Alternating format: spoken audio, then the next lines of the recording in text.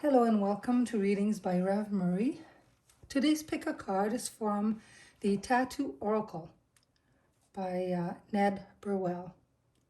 He is a famous tattoo artist and he has created this beautiful oracle deck that I'd like to share with you. Now you can choose between number 1, the middle card number 2, and 3. The first card holds a moonstone, beautiful moonstone. The second one is a malachite, and the third one is a rose quartz. They are polished stones, they're not raw. I do have raw stones, but these are very shiny and they're all beautiful. Figured maybe this will help some of you decide on the card. Maybe the crystal will speak to you and you'll know which card is meant for you.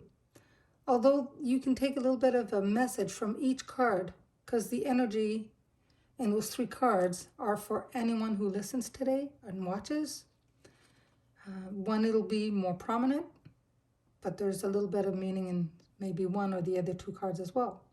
You may want to take that into consideration. So choose your card based on the card itself or the crystal. Whatever speaks to you, follow your intuition. Some of you that have been following me for a while may even know, oh, I just want this number.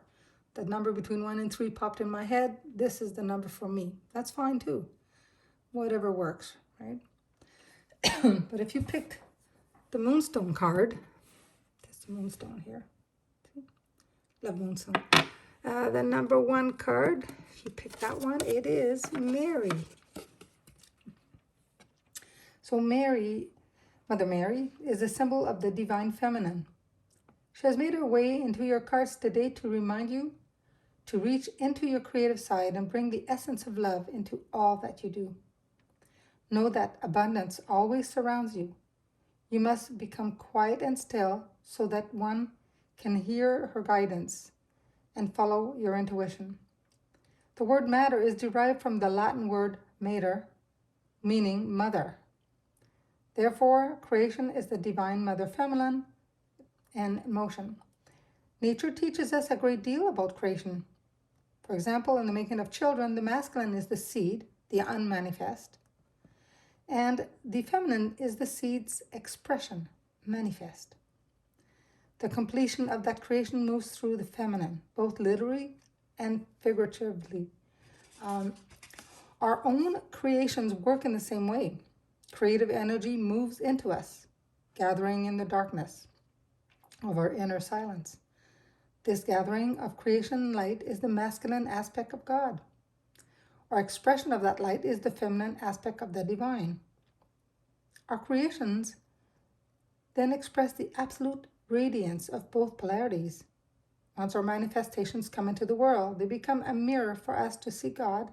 Mother Mary also reminds us to care for ourselves and others, just as a mother would care for a child.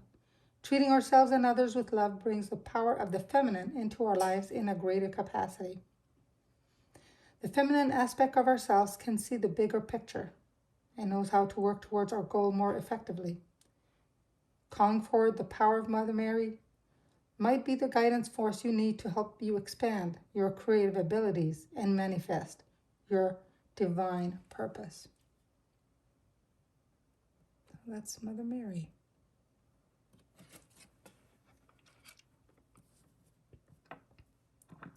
Put that here. If you chose this stone, which is malachite, okay, so silence. All right, let me see here. I'm just going to move this. The silence is home of the divine. It says, sit quietly until the silence belongs a love song in you. Trying to read, going around in circles here. So the bottomless nature of the divine reveals itself to us when we move into the silence within. That's why it's important to meditate. The silence drops us into the presence of the divine. For the silence found within is God, or God, God's soundless reflection in our soul, and sometimes Goddess. Sometimes this soundless presence roars in our ears, other times there's only complete silence. This card reminds you today to move into the silence within. Spend the day witnessing the world around you and listening to the quiet space in you. If there is noise in the world around you or within your mind, move your focus inward to the quietest place in your heart. The internal lamp within the silence illuminates our path, becoming still and quiet. It helps us to hear and understand its guidance. At times, the silence might appear to bear no fruit, but this is never the case. Entering the silence is much like coming in from the cold and standing by the fireplace. The faster we shed our layers of clothing, the quicker we get warm. Coming into the silence works the same way. If we approach the silence with a mind full of chatter, we absorb few of its qualities. Peel off those layers and thoughts and emotions so the power of silence can warm your soul. Getting to the silence is not difficult, nor does it require rigorous training. The difficulty lies in being willing to let go of the need to think about the endless thoughts that drop in our minds. Yes, we need to release all those. As we practice settling down our minds more frequently, as a meditation, we learn that the silence dissolves our ego and helps us discover who and what we are on a much deeper level. So true. So sit quietly until the silence becomes a love song in you. Well, you can sit quietly and meditate. You can sit with some, favorite of your music in the background, listening to this very softly, not too loud. But I do recommend, if you have problems meditating totally in silence, have a little bit of music. Just music, not songs. I preferably like nature, if you like nature music. It's wonderful to help you. And every thought that comes into your mind, just release it.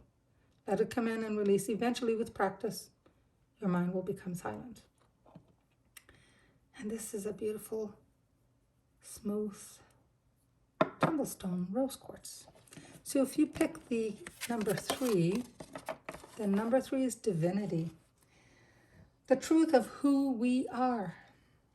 Your divinity resides at the core of your being and never leaves you or recedes from the events that unfold in life. This card has come to you as a reminder to reach into yourself and embrace your divinity. You are powerful and capable of embracing your truth anytime you choose. Let go of any ideas you are holding about needing to evolve, heal, or grow. You are already one with God, Goddess, because you are God, Goddess.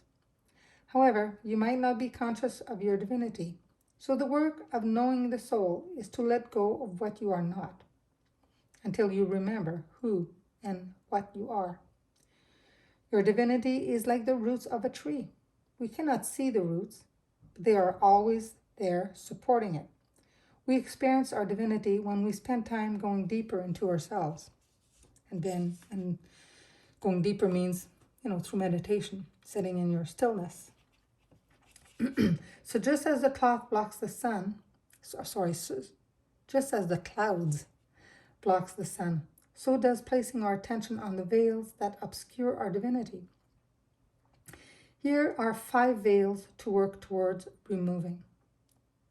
The veil of material objects, the veil of body, mind, and emotions, the veil of separateness from God, Goddess. This card is calling you to evaluate how much of your energy is placed on those veils. Set them down so you can spend more time tending to the moment you are in and resting in silence. We experience not only our own divinity, but we can experience the divinity in others and also in nature as well. We can practice seeing the divinity in others or nature by becoming more present and moving away from the mind's commentary. This will also help us to hold our attentions on our heart's center as we go about our day. Wonderful. Wonderful messages. Thanking, as always, my guides for helping me choose messages for you. Hope you enjoyed. If you have, please share. Somebody you know, I'm sure, could be use one of those messages, could be beneficial to help them on their path. Thank you for watching. I appreciate all of you. Have a blessed day.